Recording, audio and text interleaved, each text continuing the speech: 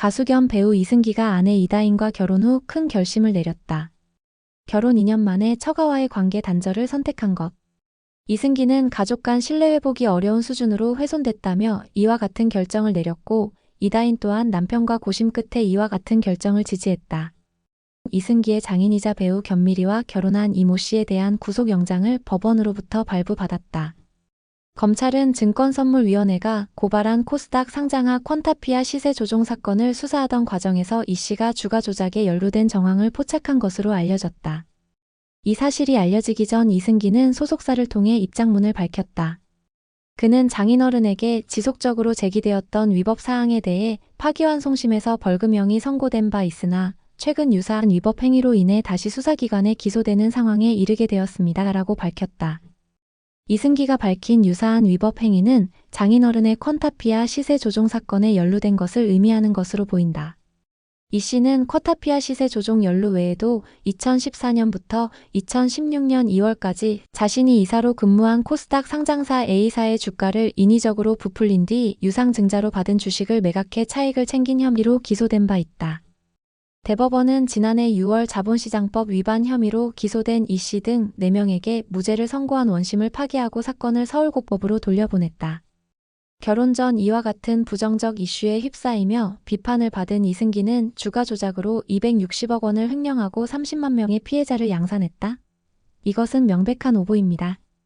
일부 기자님들과 유튜버 분들이 어디서 정보를 수집했는지 모르겠지만 전혀 근거가 없는 내용입니다. 라며 처가를 비호했고, 대법원에서 파기환송이 되자 가족만은 건드리지 말아주시기를 간곡히 부탁드린다. 이번 사안은 결혼하기 전의 일들이며 가족들이 해결해야 할 문제라고 주장했다. 하지만 영화 대가족 제작보고회를 통해 공식석상에 선 이승기의 스탠스는 조금 바뀌어 있었다. 그는 과거의 어떤 나의 발언이 가족은 잘못이 없다는 오해를 불러일으킨 것 같다. 제가 시종일관 이야기하고 있는 건 제 처가 쪽 일은 처가 쪽 일이고, 저는 엄연히 결혼한 뒤 저희 부모님, 제 와이프도 처가 쪽과 독립해서 독립된 가정을 이룬 상태라며 제가 따로 이 부분에 대해 추가적으로 말씀드리는 건 적절치 않은 것 같다. 저 역시도 오해를 불러일으켰다면 신중하게 행동해야겠다고 생각한다고 말했다. 이를 통해 가족 간의 사이에 균열을 보인 이승기는 결국 단절을 선택했다.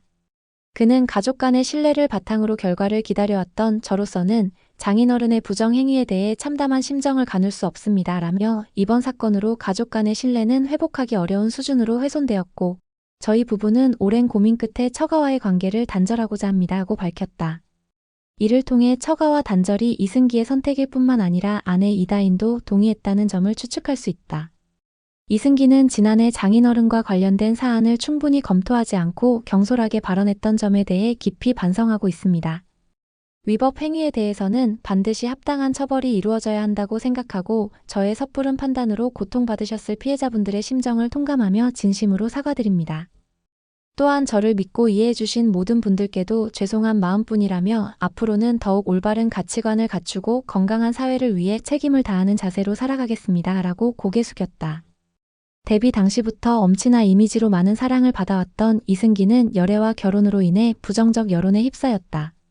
이른바 처가 리스크에 휩싸이며 비판을 받아온 이승기가 처가와 관계 단절을 선택한 가운데 이전만큼 활발히 활동하며 다시 여론을 돌릴 수 있을지 지켜볼 일이다.